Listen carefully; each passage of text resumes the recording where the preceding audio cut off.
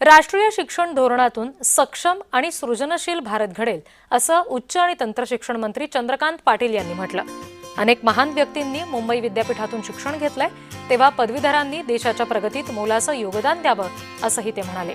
राष्ट्रीय शिक्षण धोरण 2020 हे सक्षम, सृजनशील आणि ज्ञानसमृद्ध भारत घडवण्याचं भक्कम पायाभूत धोरण आहे।